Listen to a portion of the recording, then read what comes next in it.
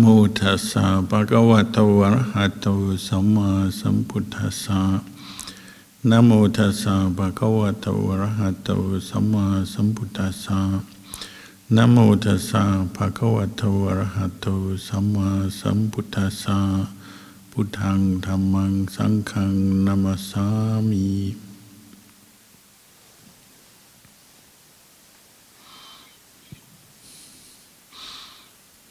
Blessings, good evening.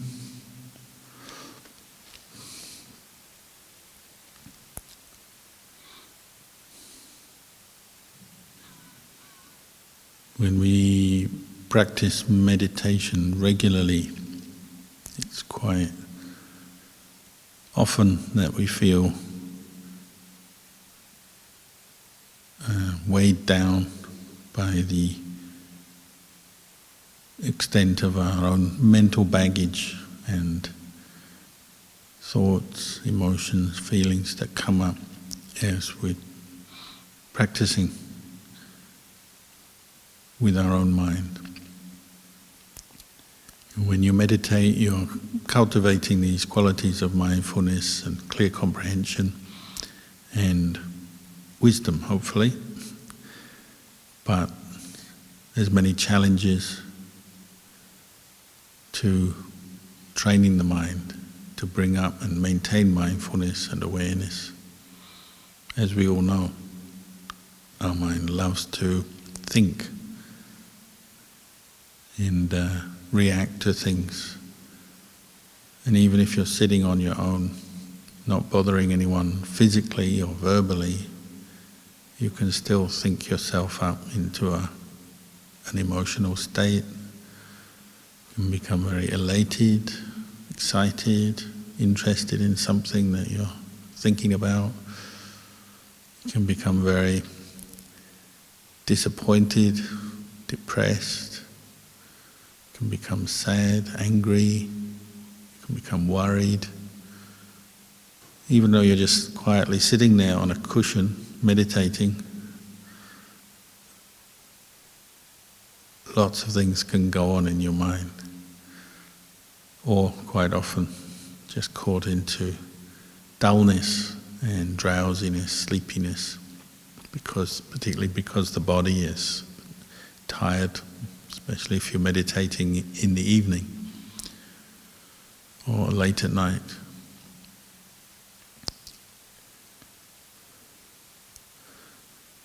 So when that is the challenge of meditation, of course, it's easy to become discouraged and disappointed with yourself as you meditate regularly, because you may be hoping for something, hoping for peace, wishing for some peace, or something else.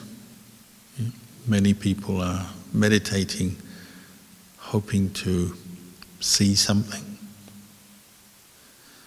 And their friends will make it worse, because the friends come up and say, "What do you see in your meditation?" And it's not very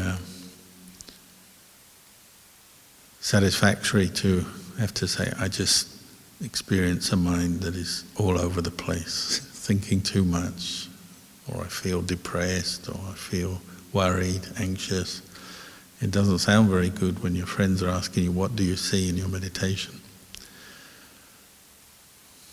So sometimes you might call it the expectations of other meditators put pressure on us as well as our own mind.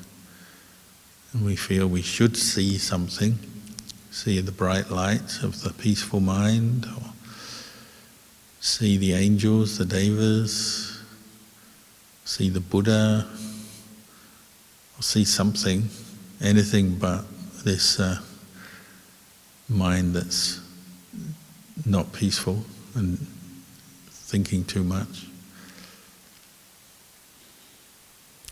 So wanting to see something is a very common desire that comes up, or wanting a special experience of peace, a particularly blissful meditation.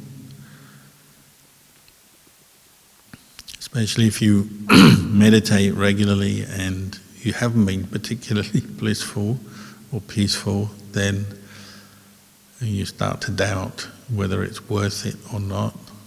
What's in it for me? I've put all this effort into the meditation. Surely I deserve a bit of peace or some blissful state. And that's often made worse because we hear talks and read books about people who have experienced bliss, radiance, piti, sukha, joy, happiness. So then when we compare what we've heard with the reality of a mind that's not yet very peaceful, not yet very blissful, radiant, again, we start to feel that maybe we're not getting much back from this meditation we're doing. Is it really worth it? That can fuel our doubts. Some people maybe more direct approach to their meditation. They just want something quite blatantly. They don't waste time disguising it. They just want something from their meditation. So they want to be a better person. They've got some idea of what a better person means, so that they have that idea. This is why I'm meditating, to be a better person in some way. Or maybe to get rich. Some people, they're visualizing themselves getting rich, and that's part of their meditation practice. Visualizing the dream, whether it's material wealth or fame or fortune. Visualizing your goals. It's a very common kind of modern approach to meditation.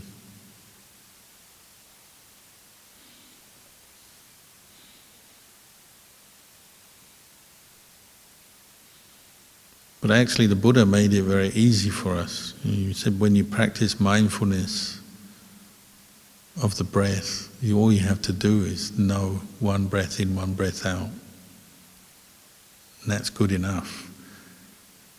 And it leads onwards, in a sense, it leads on to mindfulness of another breath in, another breath out, just to know that. He made it very simple for us and said all the Dhamma, all the wisdom and the peace and all the good things that we have read about and heard about come out of this simple practice of mindfulness from moment to moment.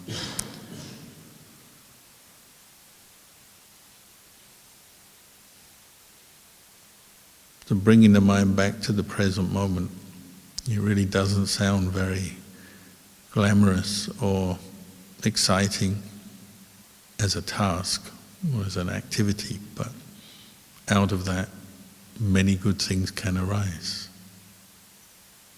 We have to keep doing it, keep being willing to keep bringing the mind back to the breath, back to the present moment, not giving in to the desire for this and that, or the reactions that fill our mind up, the different negative emotions that may slip into our thinking as we're meditating.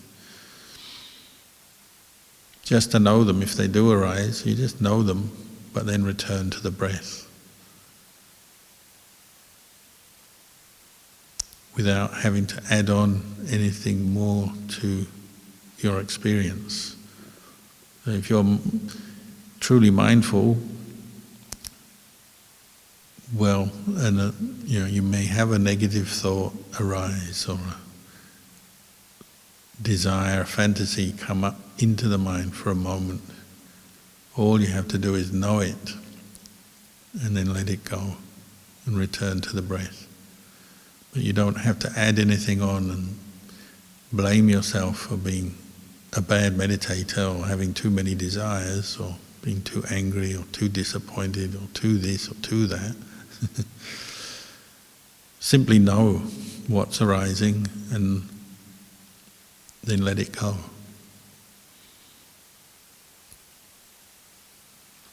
The same with the physical feelings coming up, the sensations around the body, just to know them. If you do have a pain in your leg or your back or a headache or whatever, to try and establish awareness enough just to know it, that feeling, without adding on, without creating anything extra.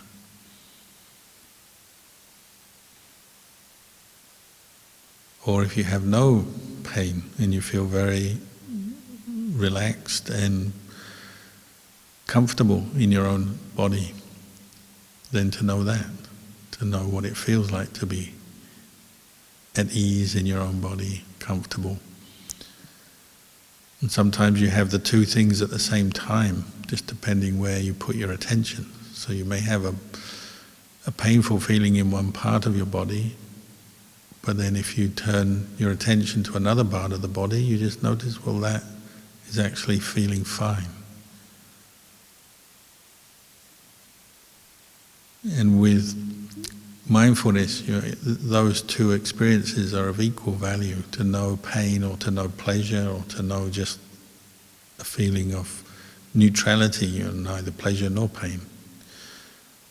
They're all of equal value when mindfulness is established and you just make those feelings, those sensations, just objects of mind.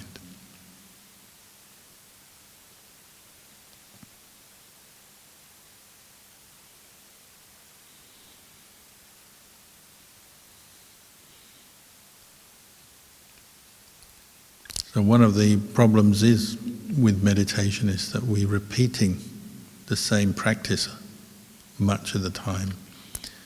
Our mind and body may change from moment to moment, day to day, but the actual techniques and the qualities of mindfulness and investigation of the Dhamma that we are bringing up are very repetitive, often just bringing attention back to whatever is arising into consciousness. There's a lot of repetition, so again, that doesn't sound very attractive to us. When you go by the sort of the value system of the world, our cultural conditioning, which is always encouraging us to have something new to do, something interesting to think about or to experience. We're always looking for new sensual stimulation, new tastes of food, interesting things to see, to hear, and so on. That's our cultural conditioning.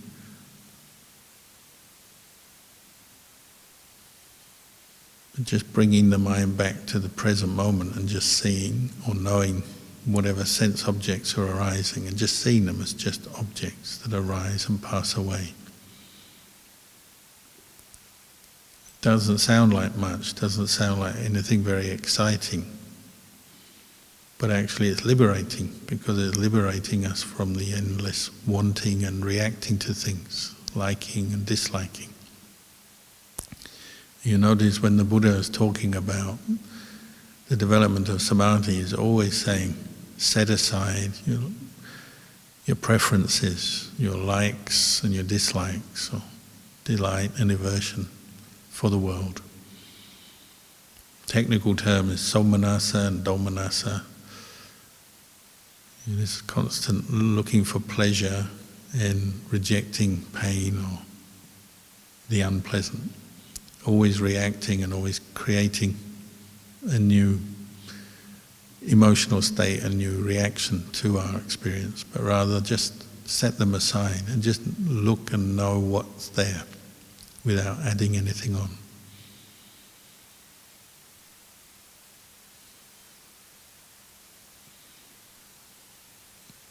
As you experience more mindfulness through the practice, then you can do this better.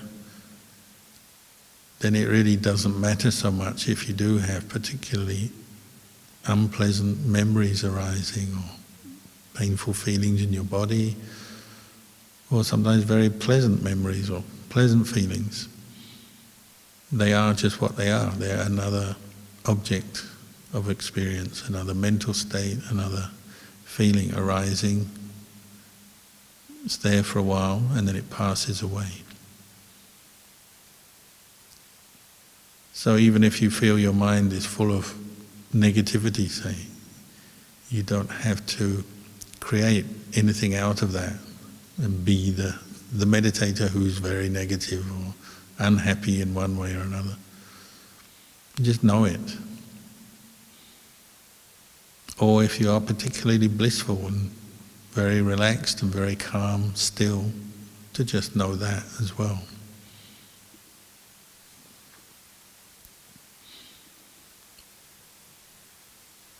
You learn this in the monastery where, a lot of our activities are very repetitive, very simple, very ordinary. You have things that you do every day other than sitting and walking meditation. It may be chanting, cleaning, eating, washing your robes, all kinds of very repetitive activities. And when you think about those activities, you probably find them very boring, because that's, again, compared with the world, just spending your time mindfully sweeping a floor, sweeping leaves on a path, washing your robes, eating your meal out of a bowl, it just doesn't sound very exciting. There's only so many ways you can describe it. But that's part of the point, is getting used to the ordinary, repetitive nature of experience, but then going deeper to see, well, what is going on in your mind and in your experience.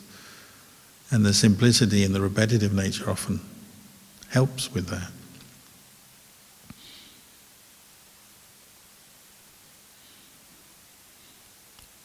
I remember when I was newly ordained, there was one time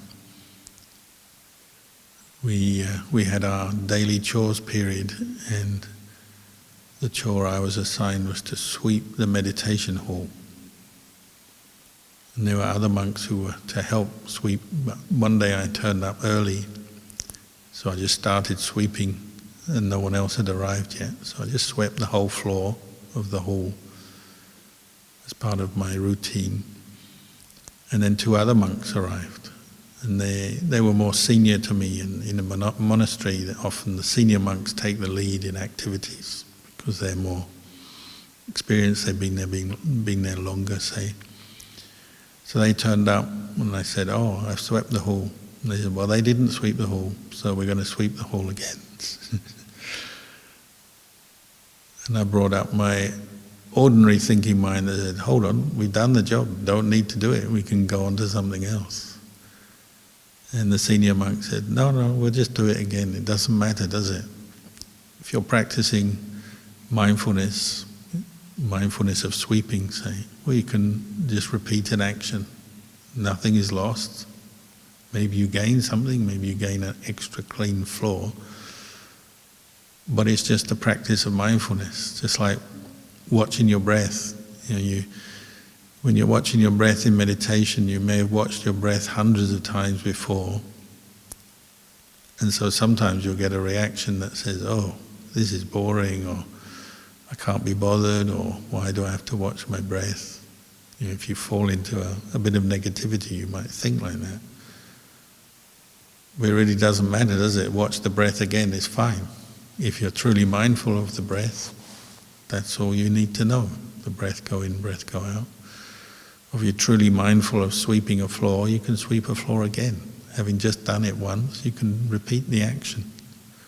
Nothing is lost. Much of our life is very repetitive, very ordinary, you might say boring. But when done with mindfulness, it doesn't matter. It'd be surprising if you could have a completely new activity every moment of your day. That would be quite difficult to achieve, and yet half the time we're trying to do that. We're always looking for something new to do, something interesting, something better. We dress it up, we say, oh, I need challenges, I need to challenge myself, put myself into new situations. And yeah, of course, that can be a way we learn. But it doesn't mean to say there's no challenge about doing something that's very repetitive, that you've done 100 times before. And that can also provide its own challenge, its own learning environment. The important thing is to be paying attention and bringing up the mindfulness, whatever, whether it's a brand new activity or a whole new thing that you're doing, or just something you've done many, many times before. The important thing is the mindfulness. Even if you're doing a brand new activity, if you're not paying attention, you're not really going to learn much from it, and not really fully know what you're doing in that moment because you're not mindful. Most people appreciate when you are mindful, then you get this sort of sense of timelessness as well. So even if you're doing a repetitive, familiar activity like watching the breath go in and out, or sweeping a floor, or eating your meal, whatever, there's a sense of timelessness because your mindfulness comes to the present moment, and you're just knowing what you're doing at that moment without adding on any extra description that it's good or bad, it's interesting, it's boring. You're just knowing. And the Buddha gave us the areas to be known at that time: the body, feelings, the mind, and whatever mental states are arising. And then perhaps slightly more challenging but still rewarding is to know the processes, particularly how suffering arises, meaning how we create suffering in the mind, and then how suffering can be abandoned in the moment with mindfulness, to know that. This is what we call the 4 foundations of mindfulness.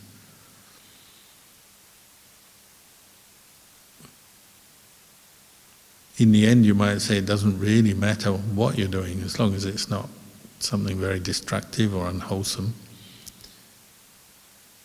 The important thing more is whether you have the qualities of mindfulness, the clarity, and then the investigation of the Dhamma. That's the more important thing.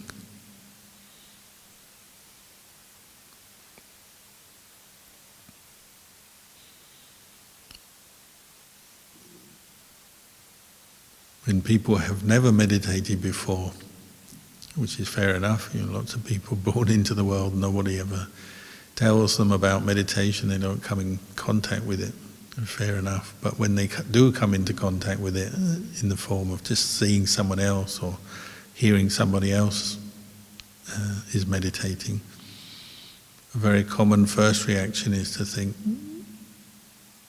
what's the point of that? What do you actually get from sitting with your eyes closed, sitting cross-legged on a cushion with your eyes closed? They'll probably doubt it, that it's of any value at all. Again, that's the way of the society is always to think, well, you've got to do things that are maybe productive, somehow producing something beneficial, either giving you some pleasure or making you some money or getting you something that you didn't get before, improving you as a person, say. And many of those things you could apply to meditation perhaps. But when you see for the first time someone sitting cross-legged with their eyes closed, you might not immediately think that anything good is going to come of it. You just think, oh, waste of time. You're not going to learn anything from that.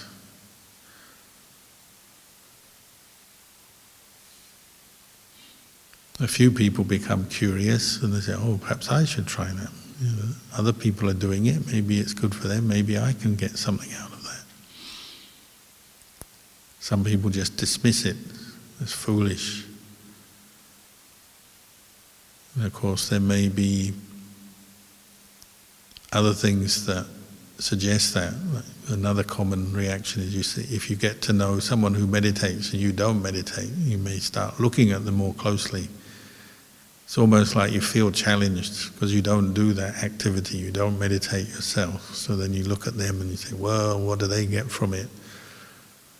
And if you ever notice them stressed or suffering or displaying some anger or getting worried or having some problem in their life, then you might immediately use that as a sign to say, this meditation is a waste of time. Useless. Look, you see, they meditate and they still get angry, they still worry. It's another very common reaction for the non-meditator. But it goes deeper than that, doesn't it? You may still get anger arising if you meditate. Only anagamis and arahants don't get angry. So even people who are very advanced in their meditation may still, from time to time, experience anger, say. More important is how they deal with it, what they do with it. Maybe somebody who meditates experiences anger in a situation, but they see it for what it is. They see it as a cause of suffering for themselves, and it can lead on to destructive behavior that leads to other people suffering as well. But they see that, they know that, because they've been cultivating mindful awareness. So even though anger arises as a result of, we say, past karma, there's past causes and conditions that lead to an angry reaction in certain situation, it's what happens next that is more important, isn't it? So that person who has learned to meditate may experience that anger, but they quite quickly recognize that or realize that. And they may even have a way to let it go quite quickly. They know, this is suffering, I don't want this. Whereas somebody who's never meditated, never cultivated mindfulness, never developed any insight into this kind of thing, may do the opposite. They may get angry in a situation and hold on to their anger thinking it's the correct response to that situation. They should be angry because something has happened. Something went wrong, somebody else caused them a problem, or something happened that was very undesirable in their day, in their life, and they should be angry. And they may even hold on to the anger, embellish it, indulge it, keep it there in their mind, suffering all the while, and don't recognize that they're suffering even.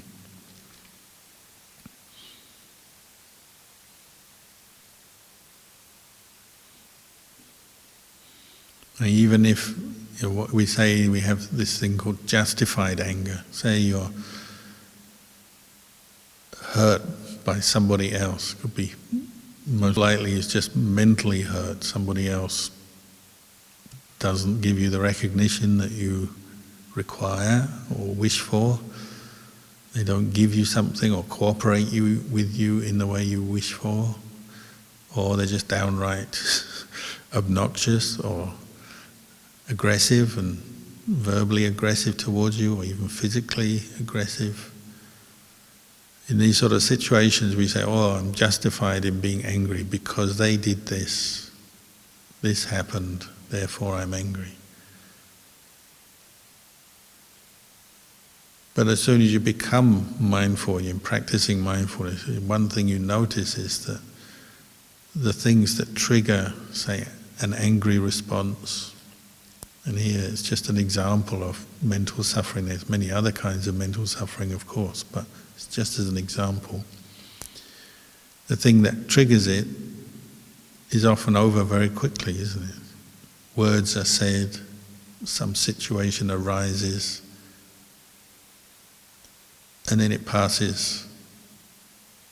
But then if you hold on to your anger, say what we say, justified anger, you keep holding on to it, thinking about it, going over it, clinging on to that reaction, that suffering is far worse and lasts much longer and tends to be more intense maybe than the original trigger situation or thing that happened. That's one of the most common sort of insights that people have as they meditate. They may not be able to stop anger arising in their mind. They haven't got to that point where they've purified their mind from anger like a non-returner or an enlightened person. But they at least see that when they hold on to their anger, they're suffering. And therefore the correct aim is to let go of anger, rather than feeling justified and feeling that they should be angry and holding on to it and maybe even acting in response to their anger, doing something destructive or negative.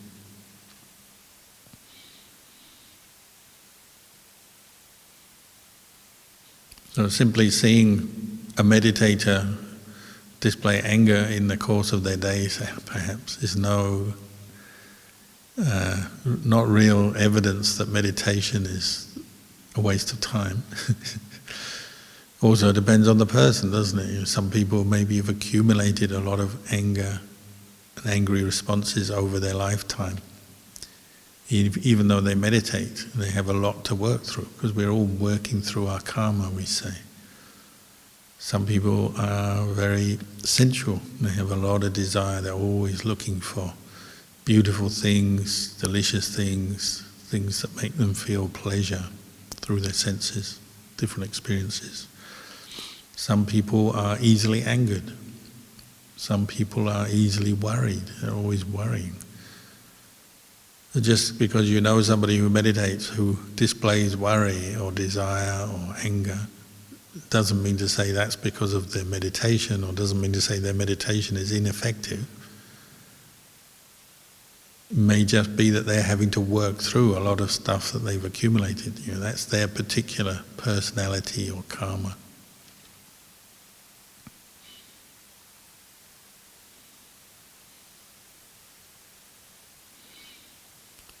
And of course, the people who say that, they say, oh, that person, they meditate, but they still have so much desire, so much anger, so much worry. Of course, those people are not meditating, they're not practicing mindfulness. They may be even less aware of what's going on in their mind and in their life than the ones who are trying to be aware through meditation. In a way, it's kind of, we say blissful ignorance. Ignorance is bliss. If you never turn to look at your mind, you don't see what's going on, then of course it can seem like there's nothing wrong. And you observe that in the world all the time. The one who says, I don't need meditation, I don't need to develop mindfulness or insight, there's nothing wrong with me. You hear that all the time.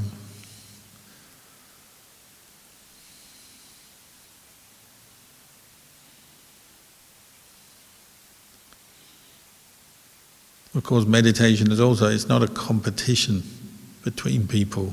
One is to be better than another. I am a meditator, therefore I am better than you, or I don't meditate, therefore I'm better than you. It's really a tool. Everything the Buddha gave us is a tool. It's a means, a way to help us to understand ourselves better as a human being and be free from suffering. So if someone wants to pursue that, well, good for them. If someone isn't pursuing that, well, that's their right, that's their choice. Maybe that's a sign that they don't yet see the value of it and they may be suffering. There's not a competition, one person is better than the other.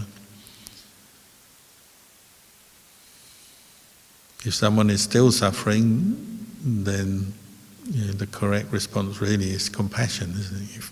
You feel for them, you empathize and you feel for them, you wish them to be free from suffering. But some people are ready for that, some are not.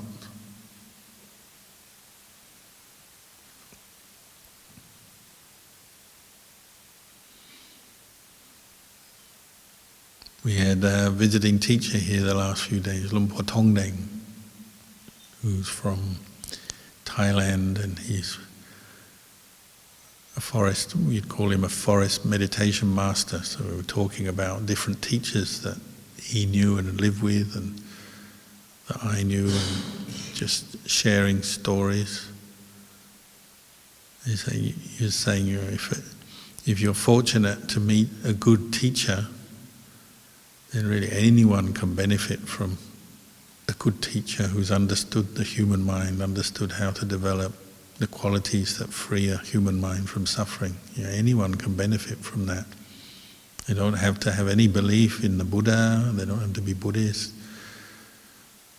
He was saying they don't even have to be human. He was talking about how one teacher we knew taught a cat to meditate.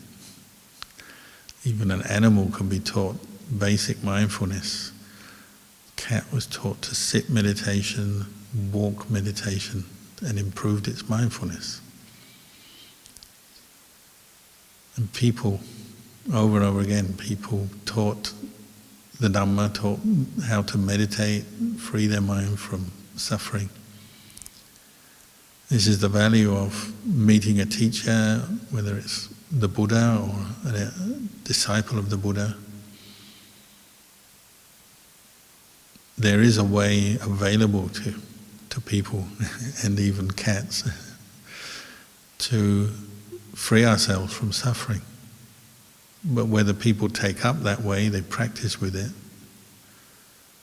that depends on them. We say somebody who's encountered the Buddha's teachings and takes up the practice, they're willing to train their mind. There's someone with merit, we say, with good karma. It doesn't mean to say they're perfect though. Back to this question of why does somebody who meditates still get angry or still get worried or still have desire?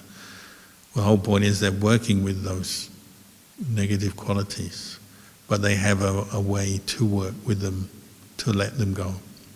That's where their good karma is. And we use good karma to overcome bad karma. So if you find you're somebody who's always thinking negative thoughts and you meditate and you see that, well, it's your good karma that you're able to see your bad karma and work with it to let it go, overcome it. You overcome the good with the bad.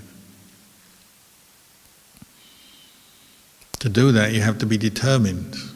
In Luang Por Tongdeng, we were talking about some of the teachers, how when they become monks and learn to meditate, they're full of all kinds of mental defilements, negative qualities, just like us. They had greed, anger, delusion, worry, fear, jealousy, all the things that we experience, they had. But they had this one thing, is that they were very determined to free their mind from those negative qualities. They didn't give up, they kept going. They learned to sit and walk meditation and develop mindfulness and states of samadhi, and they didn't give up. He said one thing that he noticed in teachers that got good results from their practice, they didn't give up and they managed to purify their mind from greed, anger and delusion. They had a certain look. He said sometimes it's the eyes, isn't it? You see the eyes and they're very clear, they have a certain energy. We're talking about Luang Por Plien, who's a teacher who came here before many times, and Luang Por Tongdeng was very close. He said Luang Por Plien had these amazing eyes where he'd done so much mindfulness practice, he'd learned, you might say, to stare down his own greed, anger and delusion until he abandoned it, to have enough mindfulness insight to let go, to see greed, anger and delusion as suffering and then let it go. And it's reflected in his eyes. So his eyes had a certain energy, power.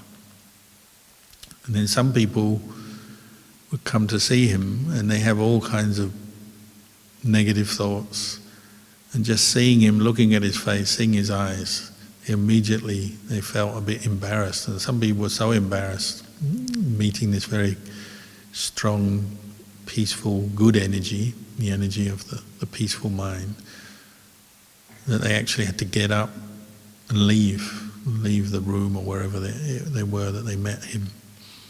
They couldn't sit with him.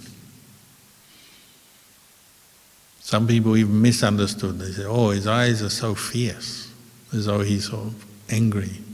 It wasn't. It's just this, you might say, fiercely determined not to give in to mental defilement. So certainly there's a determination there, but it's not coming from anger. One thing, when you meet teachers like that, it helps you to see your own mind. It's like a mirror reflecting back. So some people feel uncomfortable because they start to see their own mind. Usually it's people who haven't meditated before. So Lumpur Tongdeng was talking about one lady who came in and bowed and sat in front of Lumpur Plian, and suddenly her own negative mental states became so clear to her, she just couldn't sit comfortably. She started to move around, started to shake a bit, and then eventually she just got up and left the room.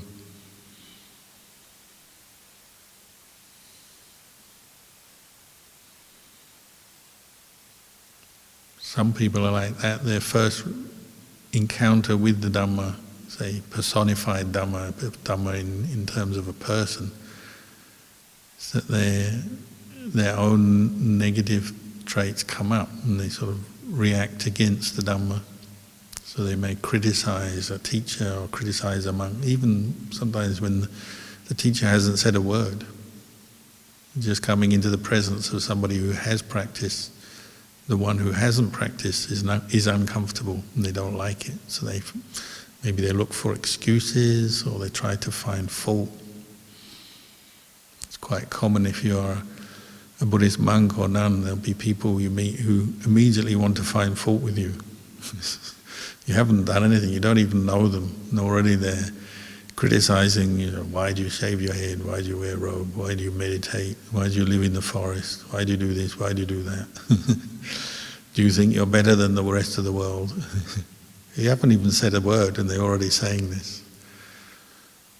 Partly it's their own reaction of their own, we say their own mental defilements, fighting back, so as if they already feel threatened. In the time of the Buddha there were people like that. People, they'd meet the Buddha and they'd heard that the Buddha is a Buddha, an enlightened master. So straight away they're on the attack. They want to find fault with the Buddha, pick holes in whatever he said, disagree with him, argue with him, criticize the way he looked, criticized his lifestyle, criticized any teaching he gave. A bit like a chemical reaction, you get two chemicals, sometimes one comes into contact with the other and you get all this sort of fizzle and smoke and light and bubbles and stuff. The untrained, unenlightened mind can be like that.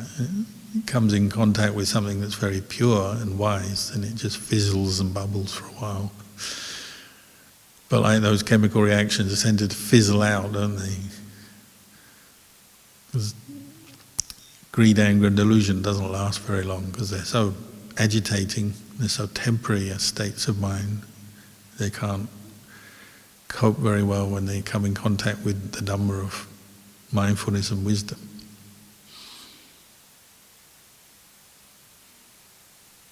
So sometimes in the time of the Buddha that people would just talk to the Buddha, disagree with him, and then they go away shaking their head. They say, what does that shaven-headed guy know anyway? They prefer to sort of put their head in the sand and just walk away rather than look at their own mind. They just have to walk away shaking their head. We do that sometimes. We do it in our own meditation. We encounter our own attachments. We're clinging to some worry or anger or stress-related state of mind, or we have some pain in the body. Rather than looking at it and observing with mindfulness and learning about it, see it as impermanent, see it as not self, we do the opposite. We shake our head and we sort of retreat from the practice. Maybe we just stop meditating, prefer to distract ourselves with something else. We do that as well.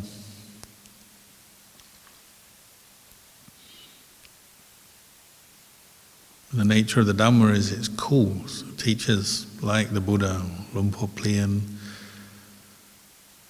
they have a coolness about them because they've trained themselves with mindfulness.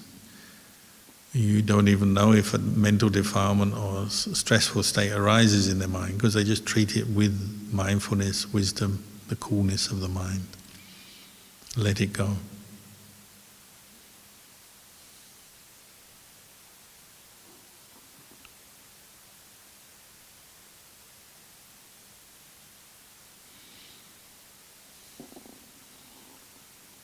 So the Dhamma brings us to a place of cool awareness, detached awareness, knowing things but without adding on or creating more stress, more suffering.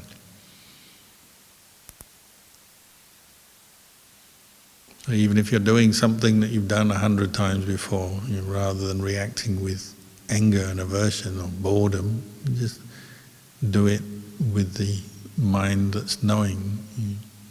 Vacuuming a floor, sweeping a floor, walking along a path you've walked along 100 million times before, doing some activity you've done over and over again, rather than getting lost into the emotional reaction, you just know that activity and what you're doing in the present moment.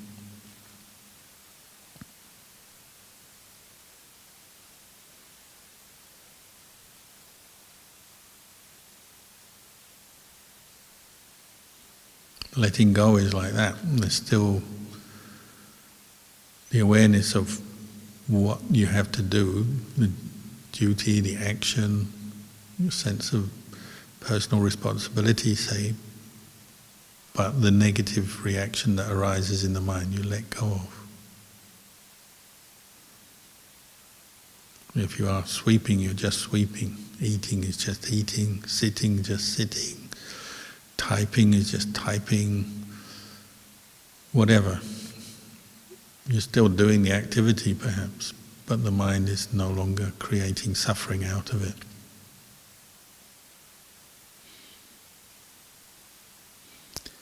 So I'll leave you with these reflections tonight, and we'll end the session in a moment.